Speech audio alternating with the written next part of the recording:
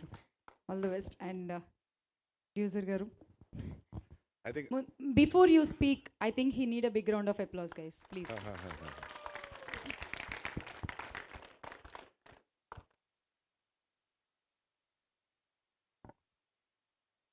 ఈనాటి ముఖ్య అతిథులు, నేను అమితంగా అభిమానించే పెద్దలు శ్రీ రాఘవేంద్రరావు గారు, మరియు అమితంగా గుండెలకు అద్దుకొని ఎప్పుడు మా గుండెల్లో పెట్టుకొని రాధా మనోహర్ దాస్ గారు. ఎందుకంటే వారు కూడా మాకు ఒక ఇన్ఫ్లుయెన్స్, ధైర్యం కోసం సింగిల్ హ్యాండెడ్గా వందల మంది మధ్యన ఎక్కడైనా తప్పు జరిగితే ధర్మం కోసం పోరాటం చేసే ఈనాడు మనము ప్రతిరోజు ప్రతినిత్యం సోషల్ మీడియాలో ఎక్కడ చూసినా కనబడే వ్యక్తి రాధా మనోహర్ దాస్ గారు.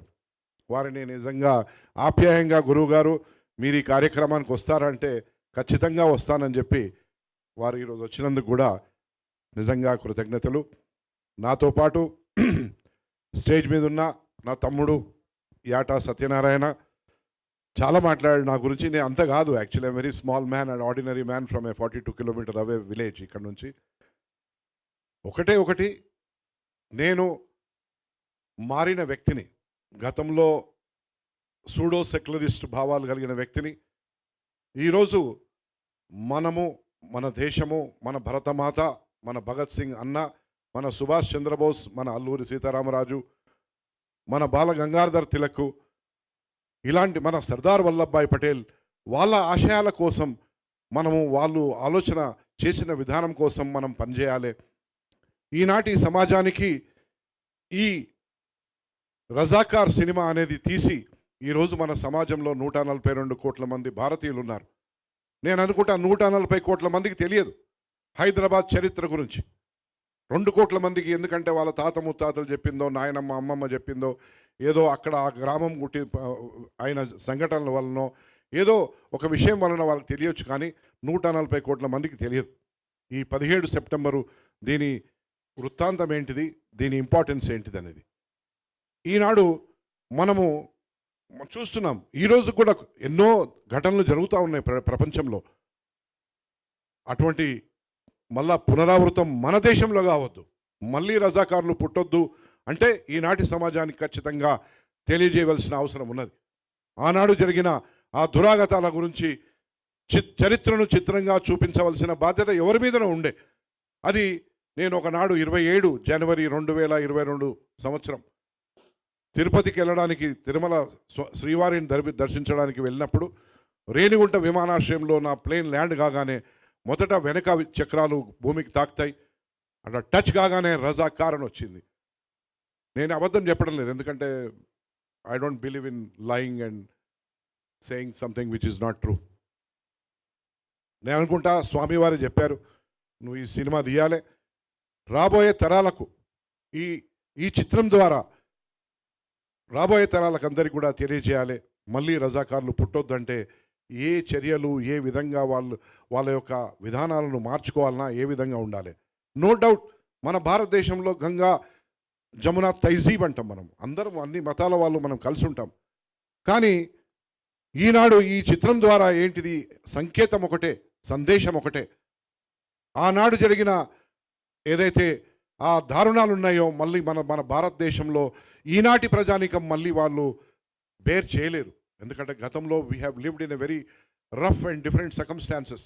But today most of the children who are born today, at least 100 crore population in our country belong to that hybrid genetic engineering. వాళ్ళకు ఇన్ని దెబ్బలు, ఇన్ని తుపాకులతోని కాల్చుకోవడము, లేకుంటే ఇన్ని కత్తులతోని పొడుచుకోవడము, ఇన్ని అంటర్ దెబ్బలు, ఆ కొరడా దెబ్బలు కానీ, ఆ ముళ్ళ దెబ్బలు కానీ, ఆ సూదులు గుచ్చి, గుండు సూదులు గుచ్చి, ఇవన్నీ ఎన్నెన్ని దురాఘాతాలు జరిగినాయి. అవన్నీ ఈనాటి జనాభాకు పట్టవు. అటువంటివి వాళ్ళు చూడొద్దు.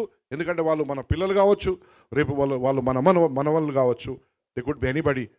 ఆ ఆలోచనతోని నాకు స్వామి వారు చెప్పారు, ఇంకేదేమైనా పర్వాలేదు. మొదట ఇది 16 కోట్లతోనే మేము ప్రారంభించాం. 16,000 వాళ్ళ 40+ అయిపోయింది, అంటే 3 ఇంతలు పెరిగింది.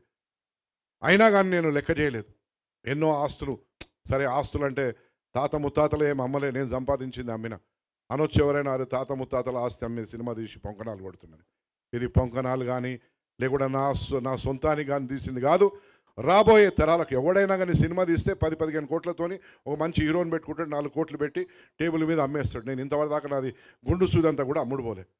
అమ్మడానికి కూడా నేను డెస్పరేట్ లేను. I know it's a successful movie. ఈనాడు నా మిత్రులు పాత్రికేయులు, you are the fourth pillar of this universe. మీరు లేకుంటే ఈ సమాజానికి మంచి జరుగుతున్న తెలియదు, చెడు జరుగుతున్న తెలియదు, రేపు ఏ విధంగా సమాజం ప్రవర్తించాలనే విషయం కూడా తెలియదు మీరు లేకుంటే. సో ఈరోజు మీ భుజస్కంధాల మీద మీరు ఖచ్చితంగా యాటగారు చెప్పినట్టు రేటింగ్ అది ఇది అవసరం లేదు. దీంట్లో ఉన్నది ఏంటిది, మా ఆలోచన విధానం ఏంటిది, మేము దేశం కోసం, దేశంలో ఉన్న ఈనాటి పౌరుల కోసం తీసిన చిత్రం తప్ప ఇంకా వేరే ఏ ఉద్దేశంతో తీసింది కాదు అని నేను తెలియజేస్తూ, నాతో పాటు ఉన్న వేదిక మీద ఉన్న పెద్దలందరికీ, నా మిత్రులందరికీ కూడా ఒకరిద్దరు పేర్లు నాకు తెలియకపోవచ్చు, చెప్పకుంటే మళ్ళీ వాళ్ళు బాధపడతారు కాబట్టి ప్రతి ఒక్కరికి పేరు పేరున నా యొక్క అభినందనలు. మరి నా సమర్వీర్ క్రియేషన్స్, రజాకార్ టీమ్, ప్రతి ఒక్కరికి కూడా all the boys excellent job. Whether they could be director team or DOP team or any other art team or any other logistic team, transport, accommodation, every team has worked and they're working. నేను అనుకుంటా 21వ తారీఖు వరకు కూడా వాళ్ళు నిద్రాహారాలు మాని 21వ తారీఖు వరకు కూడా అదే కార్యక్రమంలో ఉంటారని చెప్పి నేను అనుకుంటూ, ఖచ్చితంగా రాబోయే రోజుల్లో ఇది మన ప్రాంతం నుంచి, మన హైదరాబాద్ నుంచి, మన తెలంగాణ నుంచి, మన తెలుగు మాట్లాడే ప్రాంతం నుంచి మొట్టమొదట first time debutant director, first time debutant producer, without much of fanfare, without much of a big face, we could produce such a historical movie. ఈ చరిత్రను చిత్రంగా తీసి రాబోయే సమాజానికి రాబోయే తరాలకు ఇది మేలు కల్పించాలనే ఒక ఏకైక మా యొక్క ఆలోచన విధానము. ఆ శ్రీవారు కూడా, వెంకటేశ్వర స్వామి వారు కూడా మాకు ఆశీర్వదిస్తారని చెప్పి తెలియజేస్తూ, జై శ్రీరామ్, జై బోలో భారత్ మాతాకి జై. ఇప్పుడు గురువు గారిని కూడా వేదికపైకి వచ్చి మాట్లాడవచ్చు.